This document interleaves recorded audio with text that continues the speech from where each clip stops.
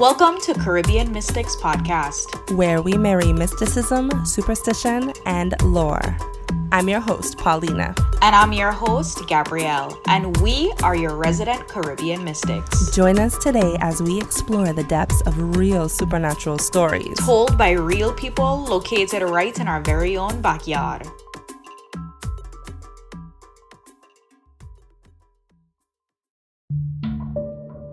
Hannah only knows a life where she can sense and feel entities around her. In some cases, these energies are loved ones, but in other cases, something more sinister. A dark entity becomes a common fixture in Hannah's life, and her sister Sarah bears witness to a terrifying encounter with this demon.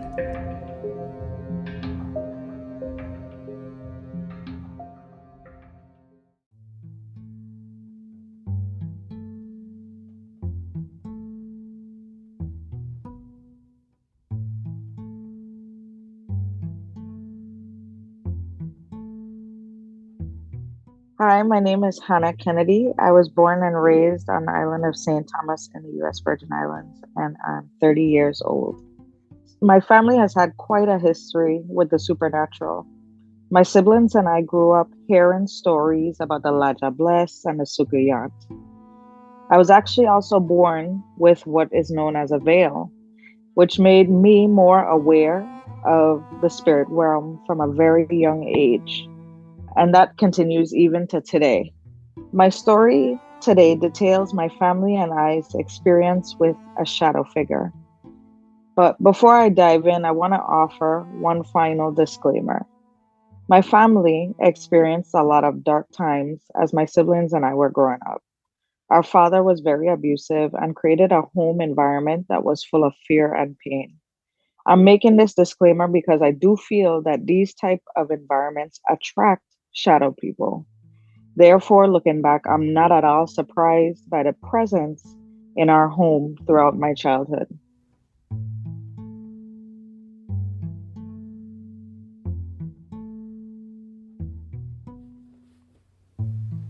Hi, my name is Sarah Ann. Growing up with siblings that were sensitive to different types of energy sometimes meant confronting the unknown. Things that you couldn't see or understand, at least not on its face. But as I kind of got older, I learned that I was just receiving information in a different way.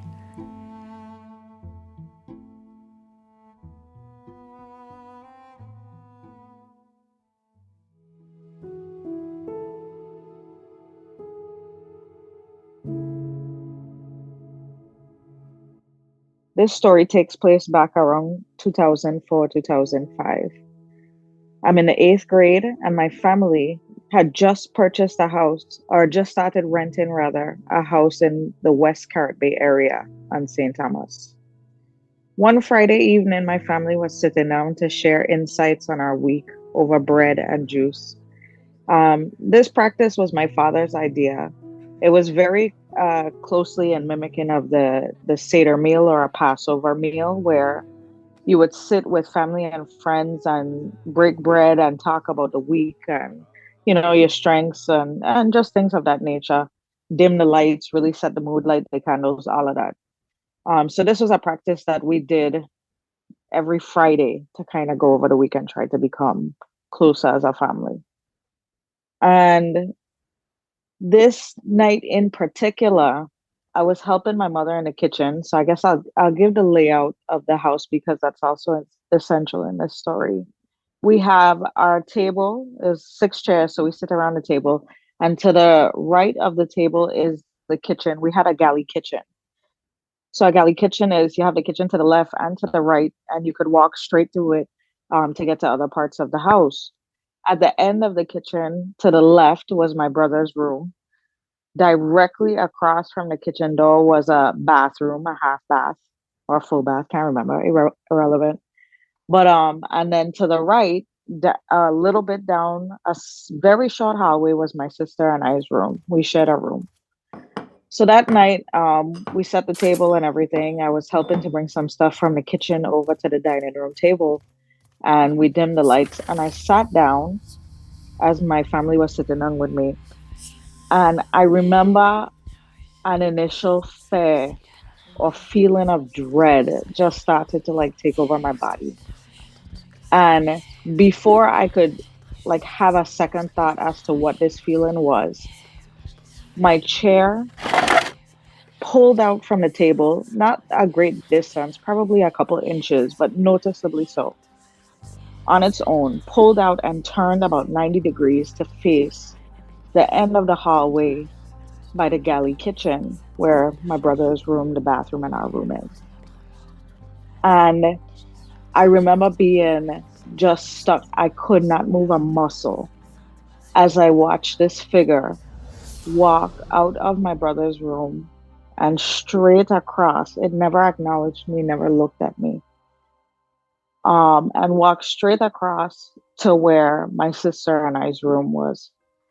And I have no awareness of, how much time this was, how long this was happening, what was happening around me.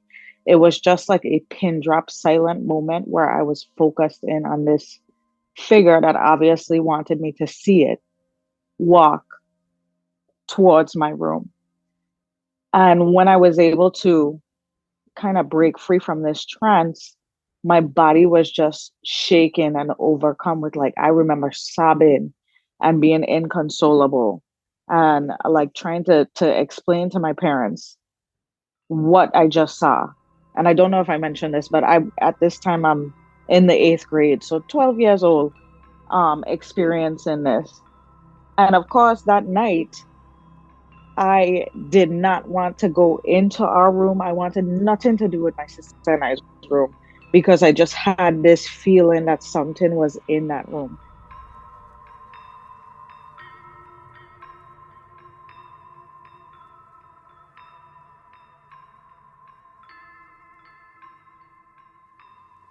My father was in the middle of asking my brother some question, some about school because we'd recap the week. It was like our version of a family meeting. And Hannah's chair she just jucks out from the table.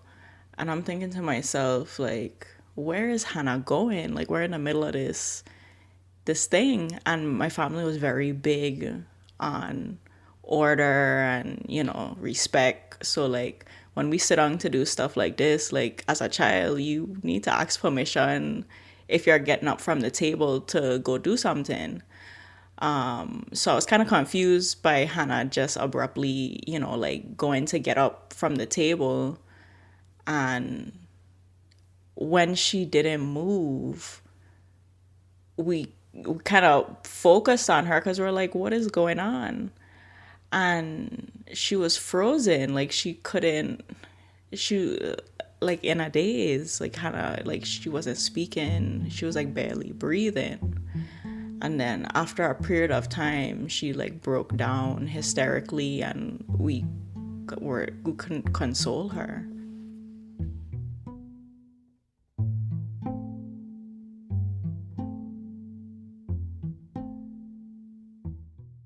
So I refused to sleep in there. And so naturally my sister was like, I ain't sleeping in there either. So we slept either in the living room or my parents' room, a combination of the two for a couple of days. I can't remember until my parents had had enough because, of course, and I understand now being an adult, you want your room back, you want your space back. So my parents, my mother actually contacted the landlord. Now, this landlord, this woman, she was a minister. I don't remember to what it was she was a Christian minister. And she had her come on a Saturday when it was us home. My father wasn't home. And this woman came in. We explained what happened, what I experienced. And she went around the house. She looked in our room. And she acknowledged that there was a presence. But then she attributed it to, well, I saw your daughter has Harry Potter books. And I saw this type of music, these CDs, these video games, whatever. She began to attribute the presence to those physical things. And honestly, being more spiritually mature now, I'm going to disagree to what that was and knowing my situation. I think, as I mentioned in the beginning of the story, it all relates back to what we were experiencing at home, that these figures just attach themselves to people. So she said to get rid of all of that stuff. And of course, my mother obliged, throw out all my Harry Potter books, everything. And then the woman proceeded to do an anointing of me and a cleansing of the house. So, an oil anointing with some prayer. And then she saged the house, went through every corner, every room, banishing the presence. That night, my sister and I were made to go back to the room. In our room, we have a bunk bed. My sister sleeps on the bottom, I sleep on the top.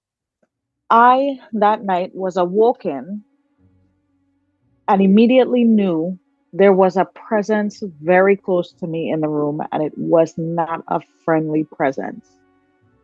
And I can't explain what woke me up. I don't know what time I was woken up. I have a hunch. I think it was definitely 4-day morning. And I remember feeling whatever it was at the foot of my bed. Mind you, I just said I'm at the top bunk. I feel it at the foot of the bed and it begins to creep up. And I tried to move my body. And I remember not being able to move a muscle. And finally, I tried to scream to get help to wake my sister. I opened my mouth, nothing came out. So now I set it into like a panic. And I remember my grandmother telling me, whenever you are in a spiritual warfare type of situation, call on Saint Michael and say the prayer to Saint Michael. And so I began to say that prayer, Saint Michael, the archangel, defend us in battle, and went through the whole prayer as I feel this, like my body is almost being pushed into the bed. And when I got to the part in the prayer where you say, and cast into hell Satan and all evil spirits who roam throughout the world seeking the ruin of souls, the bed shook. And it was like this was a metal bunk bed. So the shake like scratched the floor, and my sister jumped up and she was like, "What was that?" And I was like gasping for air because it was almost like I couldn't breathe in that second that the bed shook. And from that point forward, for a couple years, I did not see that entity again.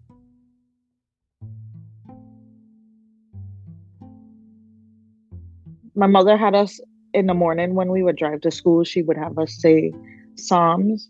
And my Psalm was the 91st Psalm, which is the prayer of protection. So she kind of had ramped that up. And I was frightened, of course, as well. So, I was on my best Catholic school girl behavior. And it just didn't come back. So we didn't have to, well, it didn't come back then. It later came back to visit me in college. The visitation in college was only about one time where I was moving into a new dorm. I think it was my sophomore year, so 2011, 2012. And my dorm was on the fourth floor and there was no elevator. So that day I spent the day lugging all my stuff up 4 flights of stairs. I was in my it was a shared apartment, so 2 bedroom and then shared common room, common areas, living room, kitchen. And my room was right off the living room. I was standing in my room, putting stuff away, and I remember seeing something walk past the corner of it's like the door was cracked. And to my knowledge, I was the only person who had checked into the room. So I walked out to see if it was one of my roommates, to meet them. And when I walked out, there was nobody there. But I began to feel that feeling of dread again. And it was like recognizing the taste of like a childhood drink. But like, this is not a positive experience at all. It was just so pungent that I knew immediately. By that point, I had built up I went to a Catholic university. So I was part of campus ministry, and I was connected with the priest. So I that day went to him and I was like, I need you to come and bless my room. And so he did. And I didn't see it again.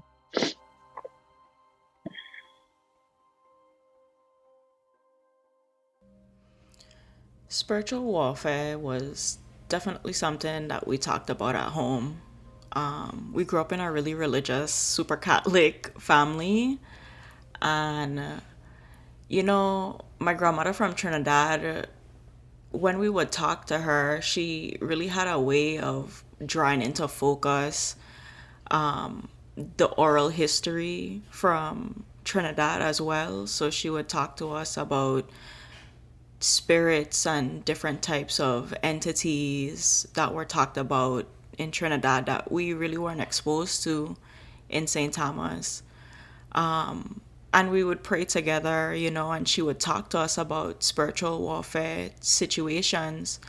And something that really stuck with me was she told me that you can pray, but the words mean nothing without your intention. That's where you pull your power from. That's where the power of the words come in. The words by themselves mean nothing without the intention you put behind them. And that's what you have to pull on when you have to confront these things that your human mind can't understand.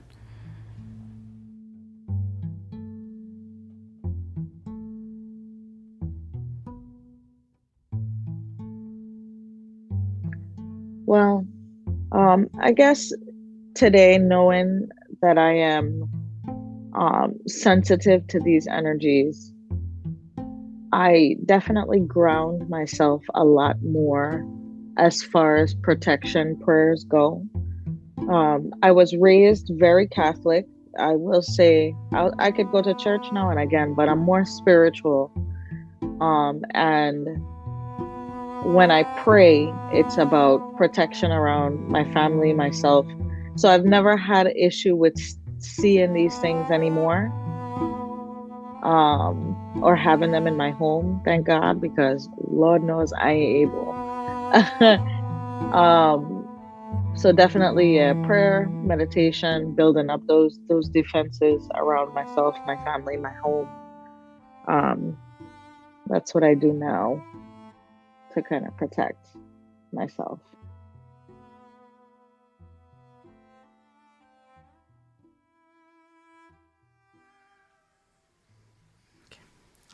Hey guys, welcome back to another episode of Caribbean Mystics Podcast. I am your co-host, Gabrielle. And Paulina, what's up? Welcome back. I was just telling Paulina before we started to record how crazy it is that we are already on episode 7. We have one more episode to go and then season 2 is officially done, guys. I know. It's been such a good run. I wish we could add more more episodes and like longer seasons. But remember, it's just the 2 of us. Well, now 3 of us with Sarah Ann's help. And we're independent. And we're just 3 girls working it by ourselves doing this. But nonetheless, like, we appreciate everyone tuning in. Yeah, absolutely. And so I just find it to be really worthy of bringing up that, we are there at the end of the road of season 2. Our hope is definitely to come back, but you probably won't be seeing us for a minute. Because we have some other things, some exciting things happening in our personal lives. So when you do get us back, we will be different people. Yeah. I know. Different lives. I was thinking about this moment. I was like, how do we tell everybody? I'm like, should we just announce it or nonchalantly be like, well, this is happening. So, I mean, I'm okay with saying what's going on in my life. I don't know. Should we just kind of like give them an update or something? Okay, so sure. I'm currently wait, should we say wait, okay, should we save this for last episode? Maybe. I don't know. I'm trying to think. If I was a listener of a podcast, sometimes I hate it when they tell me in the last episode this is gonna happen. I'm like, God damn, and then mentally prepare me for that. But I get it. But let's just start by saying, like, season 3 might be a little bit, and we hope that you're patient with us. But we will come back. But me and Gabrielle have kind of come to an agreement that we, as much as we love doing the show, and we definitely do, we also love our personal lives as well, and there needs to be like some attention there, and we want to respect that. Because we don't want to be run, like, why is it the social standard to be like, produce content? And I was telling her that it doesn't make it fun. So we hope that you guys can understand and respect that from our end as well, and just know that we will be back, and we'll be bringing some banging stuff. And I guess last episode I'll tell you what's going on with me personally, and then if Gabrielle wants to divulge into her own, she can. But if she don't want to tell you guys, she doesn't have to either. So I'm blabbing on. No, I'll share that. I'll share with them a little something about my life.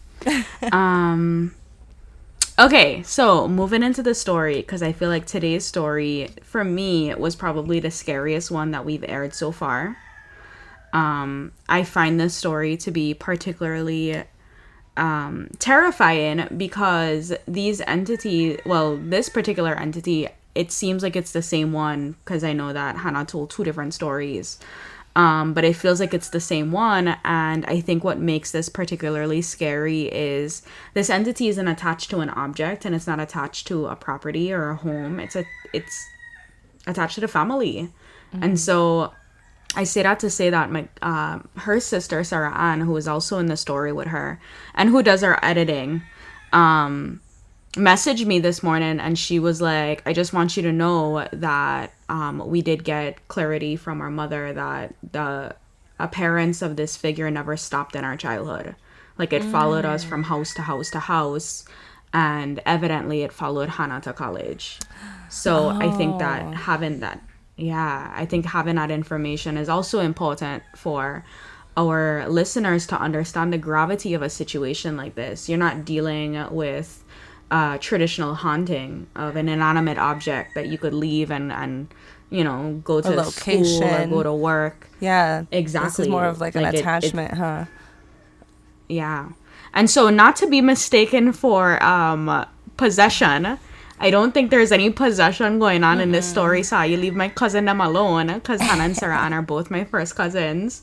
But it definitely feels like there's some sort of attachment that I think Hannah mentioned that she has not seen this figure. I've had to deal with this entity for a minute, and so it could be that the attachment has definitely been broken, as it's been so long.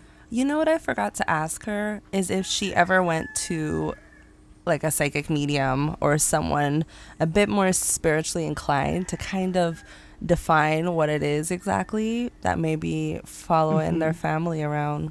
I feel like if I was in that situation, that'd be one of the first things I do. Be like, I need a reader, somebody that really knows their stuff. Tell me what's going on in my life. But, sometimes things don't go that way. Yeah. As she grew up in a religious household, she was young when this happened. As she got older, I think it started subsiding. So maybe she didn't feel the need to like reach out as much. I'll say that I know Hannah is exploring her own psychic abilities because Hannah mentions this veil. She was born with the veil. For those of you who don't know, she's referring to something in the Caribbean called the veil of protection. It is when a child is born with the amniotic sac over their body or over their face. It's still intact. And it is said that a person who's born with this veil of protection is someone who has a lot of special psychic abilities. They're very sensitive. And it's said that this is an incredibly rare phenomenon. And so if this has happened to you, know that you are somebody special. What Hannah and I have spoken about within the last year, because I didn't realize she was born with the veil. My brother was born with the veil as well. And it's a bit of an enigma that this would happen 2 times in the same bloodline, so close together. And I remember growing up and having experiences with my brother who was very sensitive and could feel and see entities, and I think he was a little too young to be able to properly articulate what he was experiencing, and so it ended up being super traumatic for him. And by proxy, it's traumatic as the younger sibling seeing your older sibling go into these fits of fear and, you know, crying and all of that. And so I resonated so much with Sarah Ann as it relates to this story, because I know exactly what she's talking about when she says that it, you know, just kind of the confusion that comes from having siblings that are having these very visceral experiences, and your family be like talking about it or whatever, and you not really knowing how to connect with your siblings to support them when they're having these encounters and after. But also, how do you support yourself knowing that you feel fearful, that there's clearly, you know, like the boogeyman living in your bedroom, but also not being able to feel it, not being able to see it. And so, but also knowing that it's there because you trust that your sibling is seeing and knowing what they're seeing, you know, and you could trust it based off of their reaction when it happens, when these encounters take place and you see this very intense fear coming off of your older sibling, you know. Like, I just related so much to this story. This is probably one of my favorites for a lot of different reasons. Yeah. I think it's funny how you said this one was the scariest, because I guess in my opinion, the scariest one to me was our very first episode, season 1, episode 1, Zombies Come in Threes. And really, yes, I don't know, maybe it was the way she told it, but just, you know, she had to go pee at night. She'd been holding it in, and she's walking down that creepy hallway. Very similar, though, you know, dealing with these dark shadow figure zombies. Again, for sure. Yeah, which we've talked about in several episodes on the past 2 seasons, are shadow people. And again, you know, no one knows exactly what shadow people are, but there's a lot of paranormal experts and theorists out there that indicate that they are not people, or never were people, or never living at all at one point. They are negative, demonic entities. And I actually, you know, I just kind of wanted to go into more about shadow people because we've talked about it so much. So I was digging a little deeper. Sure. I want to talk about something we hadn't talked about. And I found this woman. Her name is, this is an older article, but Rosemary Ellen Gilly. She's one of the leading experts on paranormal, on the paranormal, and she's a paranormal researcher. I didn't even know that was a job. That's pretty much what we are. But listen, if anybody's hiring a paranormal researcher, you let me know, because I am invested. Right. Exactly. So she's published over 50 books on a wide range of paranormal, spiritual, and mystical topics, and heads the Visionary Living Inc. I'm not sure what that is, but anyways, so I was reading this article about her and what she thinks shadow people are because she wrote a book about it. And she was talking about how there's 2 major avenues that involve shadow people, the dark and human and menacing humanoids. And she was saying how, like, in a lot of cases of persistent negative hauntings, they usually involve shadow people. And she kind of like puts them in the category of the jinn, spelled DJINN. And for those, but she also, which is weird, she puts a connection between the jinn and ET abductions. And really, yes, which I thought was really, really interesting. Because, so for those who don't know about the jinn is what I guess America really thinks about when they think of the jinn is a genie, because it kind of comes from the same word, and they grant you wishes, this entity, but really it's an Arabic mythology that comes from the Quran, and they're kind of defined as like demons or spirits that walk amongst the earth, but mostly looked at as like negative entities. I guess what we would call in the Caribbean like zombies. But jinns are more so considered like shapeshifters, which is one of the big reasons why she wants to categorize it with the jinn, because she was saying how they have a natural tendency to look more like animalistic or hairy, or their feet look cloven or like animal-like. And so she suspects that these shadow people will hide themselves often with cloaks and hats to disguise their misshapen forms, which is a big report among shadow people, like the Hat Man, or they're wearing trench coats. So she thinks like that's the theory. So she was saying how the footprints of the jinn are evident throughout our mythologies about ancient aliens and gods. And I'm like, oh, okay, she's going into aliens now. But I will say that I have really also heard a lot of stories about paranormal experiences and aliens too, like weird lights in the sky at the same time, UFO sightings, especially around skinwalkers, which are also shapeshifters. So maybe she's onto something there. Who knows? I have never considered that possibility, but I mean, in in a land of infinity, I feel like we're kind of at a place where anything is possible at this point. When you said it, when we think about otherworldly beings, whether they're extraterrestrial or they are, demons, I feel like, and I think this goes back to our Christian origins, where you think of heaven and hell. You think that there is up and there is down. And we oftentimes don't give credence to the reality that there are diagonal dimensions. There are dimensions literally right next to us, moving in all directions. I think in our human mind, in order to quantify it in a way that makes perfect sense to us, we can look up and we can look down and we can just exist. And when you talk about the jinn, I almost see them as being a part of a diagonal dimension where it's not up or down in any, like real clear facet.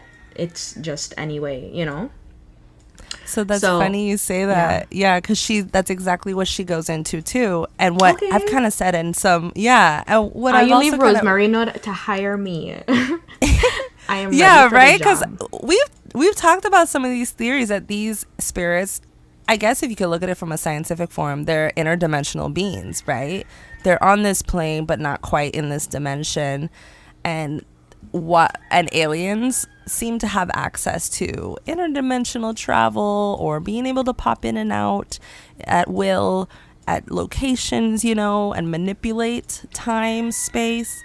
So she actually does go into that.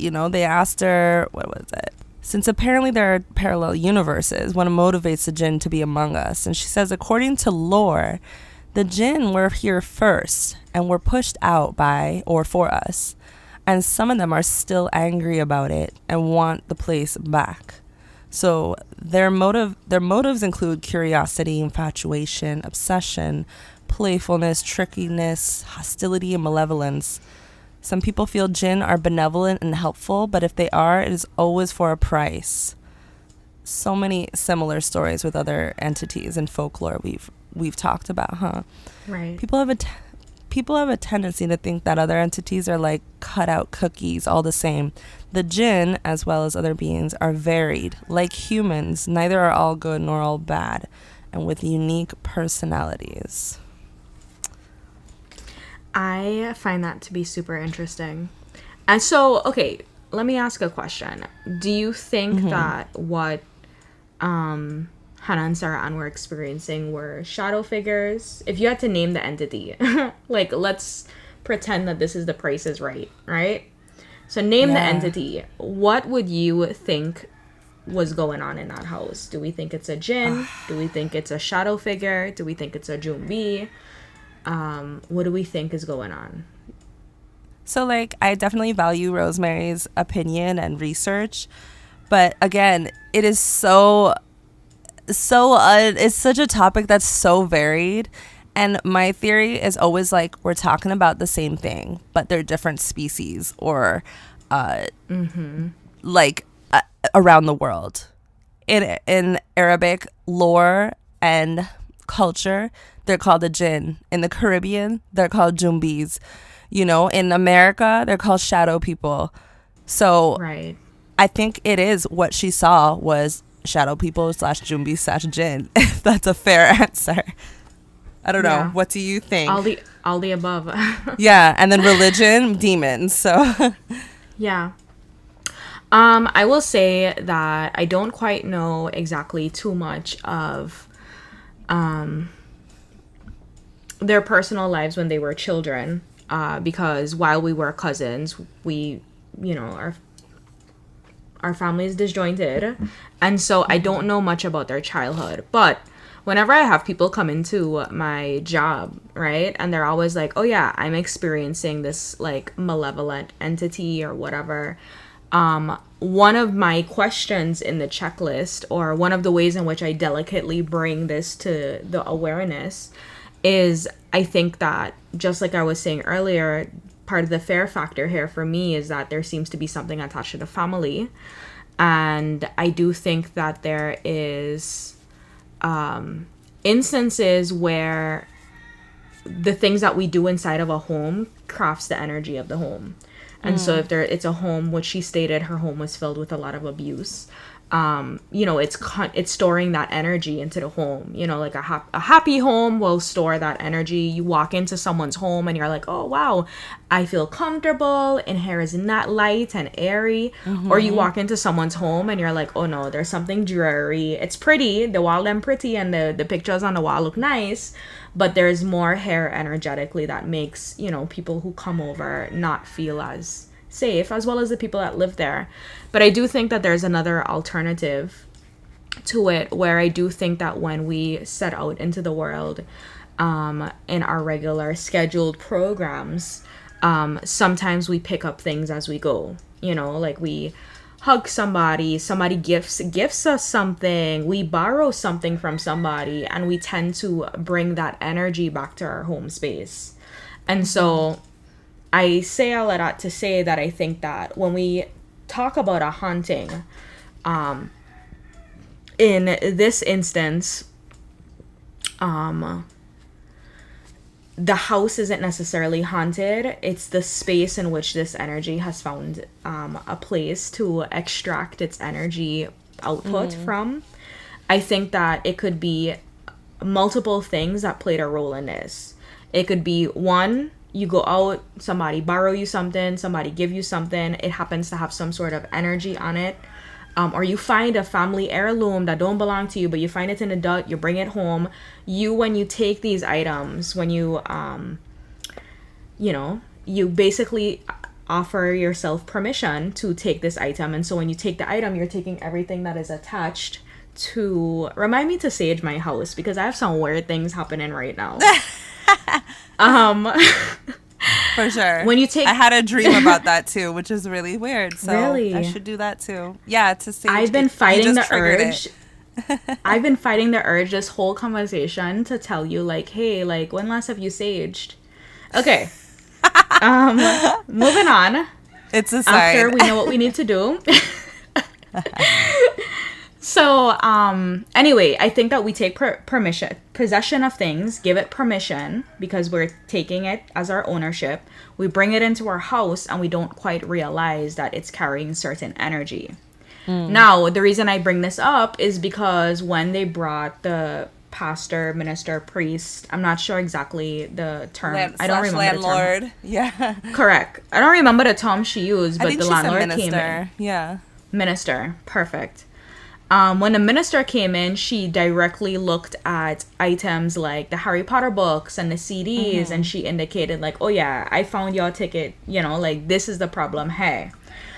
Lo and behold, they removed those things from the household, and the entity and energy continues to live amongst the family. And so I don't think that the minister was necessarily wrong in her train of thinking, but I do think that it was a super easy, you know, pickings to be like, oh, Harry Potter, that's the problem there. Instead of doing a more intensive, like, questioning of what else is here. What have you picked up from others? What have you collected? Who's gifted you something? As well as sometimes, and I think that this is hard for a lot of people, but because we don't like to take responsibility, but everything unfolds very much karmic.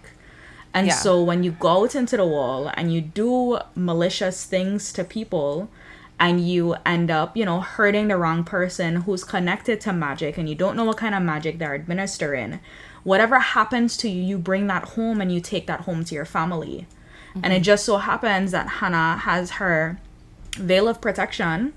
And so her having the veil of protection made her particularly susceptible to just the energy of the space. And so I'm throwing out all of these different theories here because I think that it's super easy for people to be like, oh yeah, the ghosts are just out to get me. When there could be a much larger reasoning behind what's happening. There are a lot of abuse situations that don't have entities living in their home, you know? True. And so I think that it's quite possible that we are looking at a multifaceted reasoning between on why, you know, this ended up happening the way that it happened. And so it's complex. And so I want us to just give a gentle nudge to the complexities of this particular situation.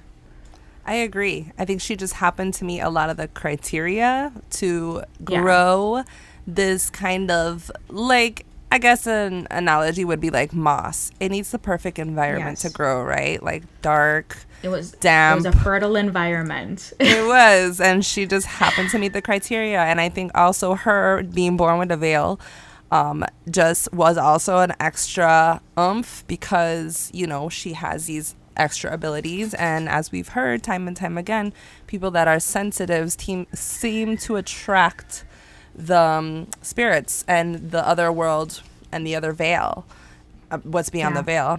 And also the veil, the born with the veil is also not just a Caribbean superstition. It's also very widely popular in South American countries as well. I've heard it been the same there. If you're born with the veil, you can see beyond the veil kind of thing. So, and then I'll also say, okay, this minister, it made me so mad hearing that because I love Harry Potter. Like, and you know, it's funny when I was interviewing Hannah, she's like, yeah, I'm going to go watch some Harry Potter after this interview. I'm like, you do that. You redeem your Harry Potterness. She's so funny. Mind you, this was also probably because I'm sure she's around like our age. I'm assuming she's still like kind of like young, late 20s, maybe early 30s. Is that her age? Yeah. So I think she literally just made 30. Okay, so the time when she had these Harry Potter books is most likely the time when it was the craze of Harry Potter as well. And I don't know if you guys remember, but like, or if some of our listeners are too young, but it was like all the rage around the world, as well as all of the anger with religious groups and churches. You know, they had the same feelings and sentiments, like this book is witchcraft and sorcery. Their children should not be reading this. So it was a very popularized opinion to demonize this set of books, you know. And so yeah, this minister most likely was also persuaded by pop media and, of course, you know, her belief systems. And yeah, surprise, surprise, getting rid of all the devil paraphernalia didn't help. And the poor family was still suffering with this. Dealing with it. Yeah, absolutely. I think that it was definitely like easy pickings, you know, like to try and acknowledge why certain things aren't happening the way that, you know, you would obviously want them. Because I think that if the minister had to do the real work of the questioning, I think that she would have felt out of her depth as well. Yeah, I was going to say, maybe she wasn't even qualified. And I don't think she really was, right? She was just... Or maybe she was afraid. And she was just like, you know what? Because a lot of people don't feel empowered to literally like champion their own space. Yeah. And so as the minister, like you're expected, like when people come to you and they're like, yeah, my home need a blessing. Like, you're expected to go, you can't tell the people I'm afraid. So you go and you're like, okay, well, you know, let me suss out the scene. You see the Harry Potter books and you're like, okay, this is the problem here. This is going to be the easy picking, so that way I can tell you that this is the problem, move it, bless the house, leave, and you're fine. It when also in fact really that old school. Yeah. like really It takes more. archaic. Yeah, it seems Yeah. like kind of like an old school mentality, and like the witch hunt theme kind of Yeah. coming back around. Like, Yep. I also find it to be interesting when people are enacting like these methods of Christianity. Oftentimes it's mixed with a whole bunch of stuff. You know, like the minister in this story pulls out sage. Sage is not a Christian, she form does? of banishing. Yeah, I'm pretty sure Hannah must was have like, missed yeah, that and she part. saged the house. no, That's I not think a Christian she said, form. Are you sure? I think she said she anointed the house using oils. I think she said she anointed and she saged. Okay.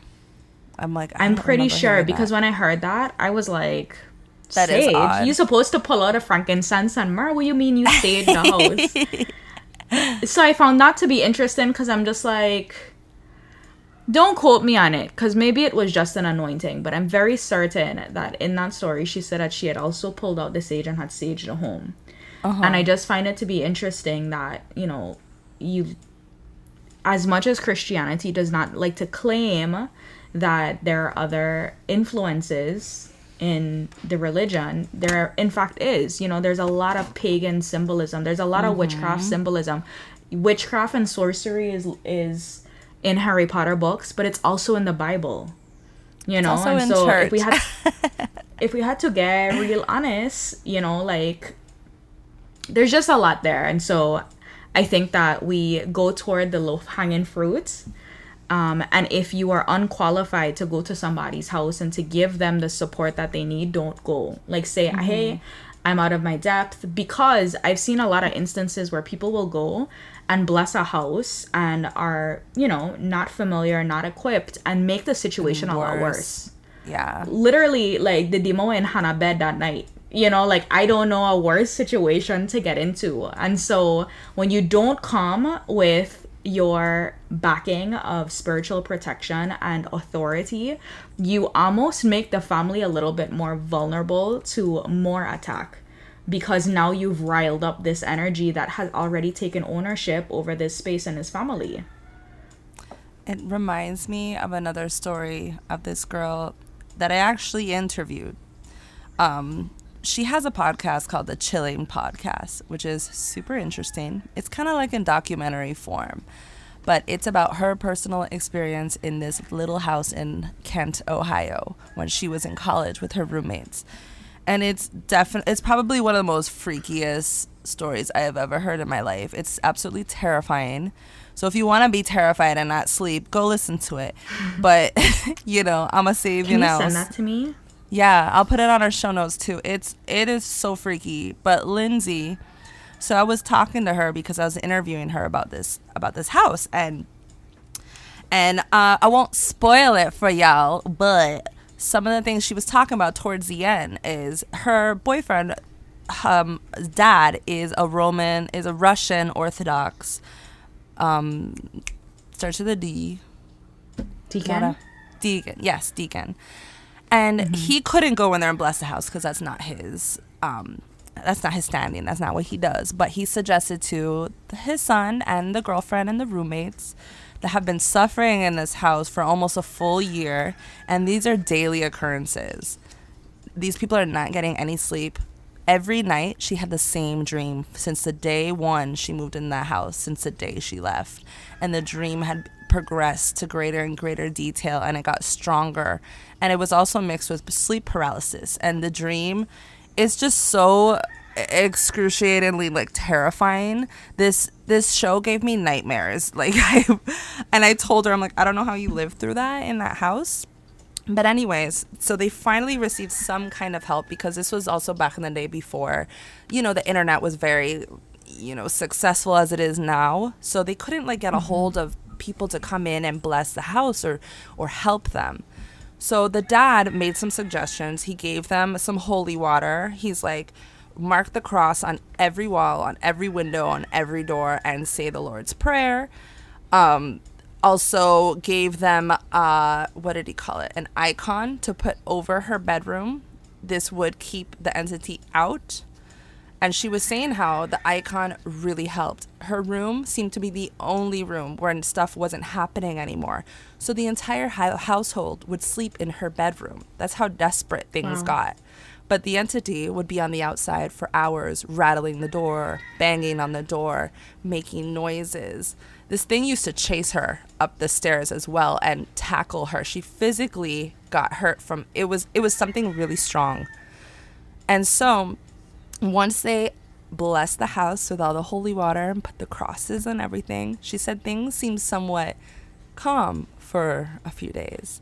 And then one day out of nowhere, they're each in the house doing their own thing, and they feel what feels like an earthquake. The house is shaking, and they all run out of the house. They're standing outside in the neighborhood, and they're looking around and wondering why they're the only ones outside. Why isn't the rest of the neighborhood outside of their houses? Okay, that's weird. Maybe there wasn't an earthquake. And when they walk back in, to their surprise, every single photo, piece of art, mirror, hanging on the wall, over 30 items, all dropped at the same time and broke. This was the entity pretty much acknowledging them. Fuck you, I'm still here. And you're not taking me down. And things ramped up even more. She never got this solved. Eventually their lease was up and they ran out of that house. The thing is, years later, she spoke to a medium, and the medium was saying, like, this is something I've never seen before. It seems like something really, really old and ancient that has been here before time. The way it looked, the way he described it, was exactly the way she saw it in her dreams, because it would appear to her as a woman dressed in white, like a very cliche looking, like the girl from The Ring, with black hair covering his face, a white nightgown, and this is the way it appeared to everybody in the house. But in her dreams, its face would tear into two and reveal its true identity, which was this black, cracked figure with red skin on the inside and this long, crazy mane of hair. And the hair is almost like it's like a tool. Like, it would grab her with its hair. It was so weird. But You're creeping me out. It's creepy. It is so creepy. And I'm banging up Lindsay right now, but it's a really good show. And she goes into so much detail. She interviews demonologists. She interviews psychologists, sleep experts, because she's analyzing every part of this story that happened to her. But I guess my point is that they tried to get this help, and it made things worse for them because they didn't know what they were dealing with. You triggered another theory that I have. While we're in the realm of theories, we've already acknowledged that the Harry Potter books, them and the CDs, probably Usher and Jada Case wasn't it. Another theory could be too is, you don't know who was in the apartment beforehand, because they moved from apartment to apartment. And so you don't know who's in this apartment beforehand, and their relationship with, like, other people, their relationship with their neighbors. And so I've seen instances where people will do spell work, and they will plant a jar of, a certain type of hexing spell or whatever, bury it in the backyard of somebody else who they're trying to obviously hurt and hex. And then the family gets freaked out because they have all of these occurrences happening. They don't know what it is. They don't realize that their neighbor has literally hexed them and buried a jar in the backyard. They move out, but the next family comes and they're now on the receiving end of whatever residual energy was left behind from the people that lived in the house beforehand. And so there's so much complexities to, theorizing exactly how this began. I think personally, if I had to give an intuitive guess, I think the abuse that was happening in the household was a supporter of something else. There's more here. I think so too. There's a deeper origin, and I think that if Hannah or Sarah Ann ever go to a medium and specifically focus in on trying to identify exactly what happened with this situation, I think they'll find that there's a lot more in the wash water then meets the eye. I don't feel like the abuse was the origins. I think it's definitely something within the family because it followed them. You know, it didn't stay in this one place. Like Lindsay's story from The Chilling. This demon, she's very convinced it's a demon, and it sounds like it from the way she was describing, is attached to the house.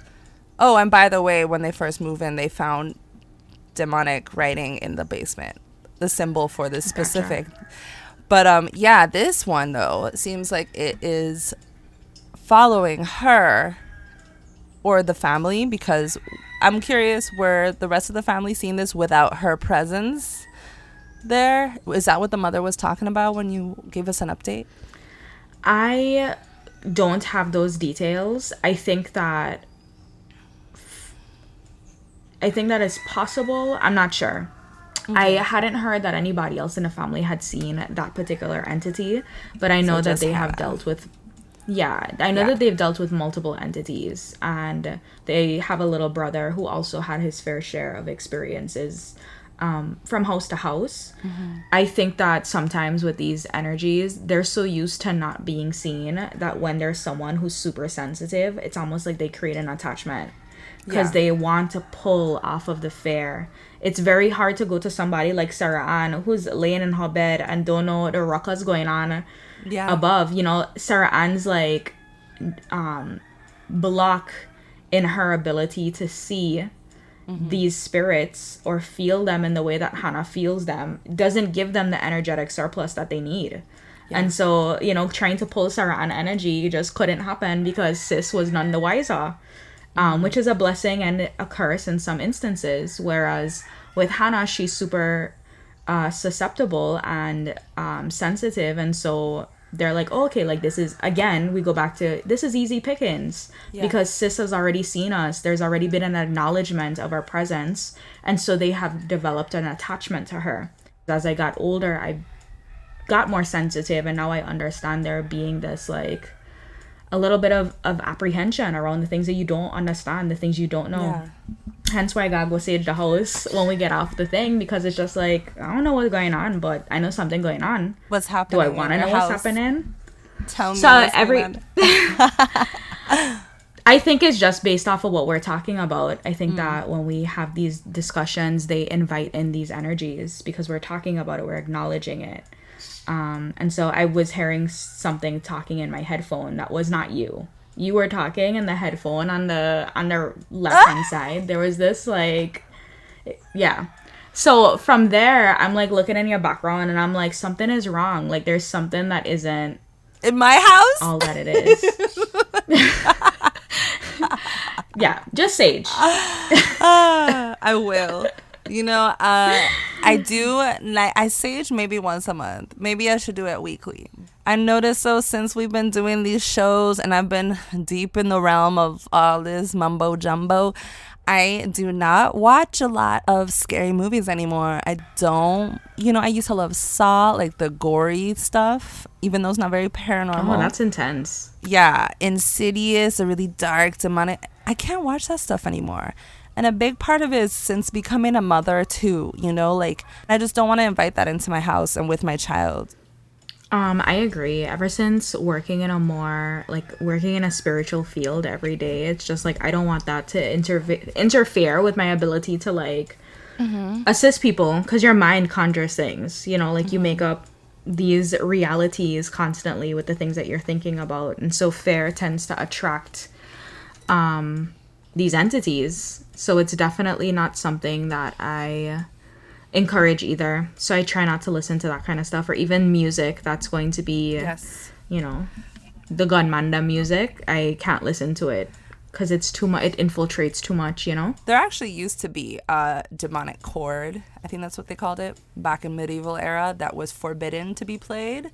And if you did play it, like you would experience the consequences, like by people. They'd punish you, probably hanged you or something. Music's very powerful, so they took it very serious. So I balance it out by watching things like Love is Blind, really trashy reality shows or comedies. That's how I That balance helps out to my bring up the energy. vibration. Right? Correct. No, that helps to bring up the vibration for sure. Okay, do you have any final thoughts? Not much. I feel like we covered a lot in this episode. And I guess I do want to say one thing is that we do talk a lot about religion and just kind of like the use of it to kind of help protect and ward off the evil. And that just seems to be like a theme because growing up in our island, majority of people grew up within the church and those religions. So that's what they know and that's what they went to for protection. But there are people like myself, on the other hand, who are very ignorant to that and don't know anything about the church or those or religion like that because I didn't grow up in that kind of family. And also want to know, like, we're not trying to be preachy at all and that there are many forms to protection. And I think it really does come down to what Sarah Ann was saying. Like, you have to believe in the words that you're saying to incite this protection or your spells. It's spell work, pretty much.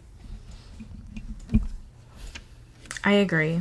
It's the same thing with the physical practices of like saging. You know, you have to believe in what you're doing or else it doesn't work. I think my final thoughts are to piggyback off of what you said. Find what works for you, find what you believe in, find what your personal truth is, and go with that. And also, not everything is what it seems. And so, it's super easy to pick the low hanging fruit on the tree and to create these stories in our mind. Of it's the Harry Potter books or it's the CDs. And oftentimes it's never those obvious things. Oftentimes there's more complexities.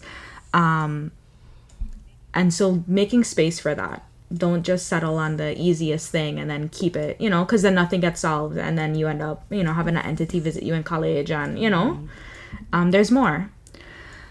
And then finally, I wanted to thank Sarah Ann and Hannah for sharing this story. They were both very candid and they definitely observed a place of vulnerability in sharing something like this. And so I wanted to offer them gratitude for sharing this with us because I feel like we learned so much. Yeah. I learned a lot from the Thank you, story girls.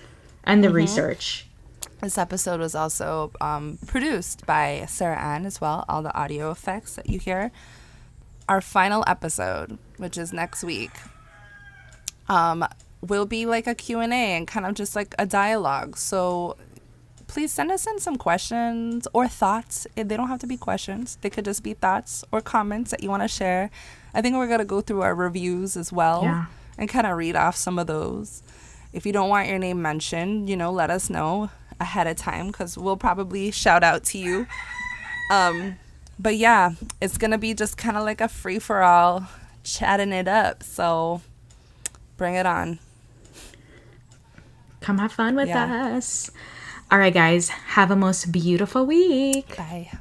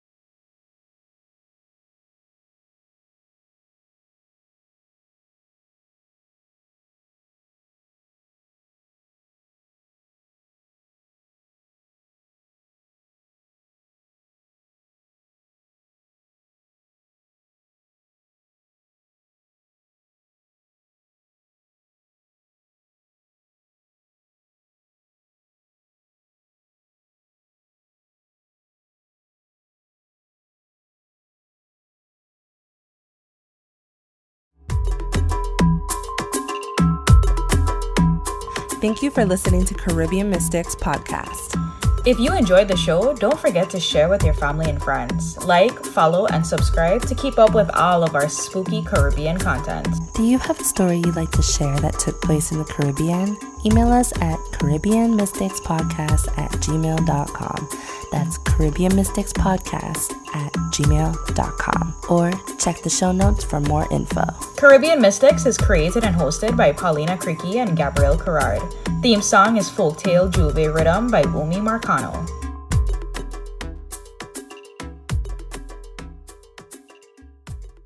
Are you in need of a graphic design company that can help your business soar to new heights? Look no further than Sparrow and the Finch Designs. Our team of skilled designers can create stunning logos, eye-catching advertisements, and visually stunning websites that will make your business stand out from the flock.